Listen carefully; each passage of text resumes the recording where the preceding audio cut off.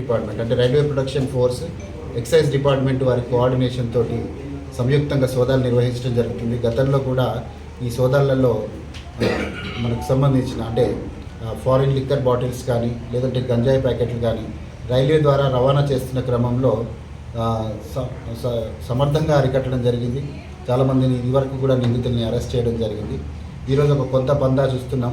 కోనార్క్ ఎక్స్ప్రెస్లో ఈరోజు సోదాలు అంటే సంయుక్తంగా జరిపిన సోదాల్లో ఈరోజు గంజాయి ప్యాకెట్లు దొరికాయి. ఆల్మోస్ట్ 60+ కేజెస్ ఉన్నాయి పేమెంట్. మోడస్ ఆపరేటివ్ కొద్దిగా డిఫరెంట్గా ఉంది. అంతకుముందు ట్రాలీ బ్యాగేజ్లలో లేదంటే బ్యాక్ ప్యాక్ బ్యాగేజ్లలో తీసుకెళ్లేవారు.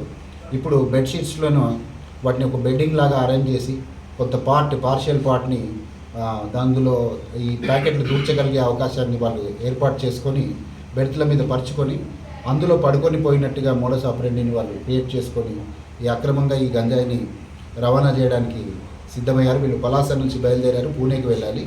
ఈ క్రమంలో మనకు జాయింట్ ఆపరేషన్స్ చేస్తున్న ఎక్సైజ్ అండ్ ఆర్పిఎఫ్ డిపార్ట్మెంట్ వాళ్ళకి వీళ్ళు దొరికారు. 4 నిందితులు దొరికారు.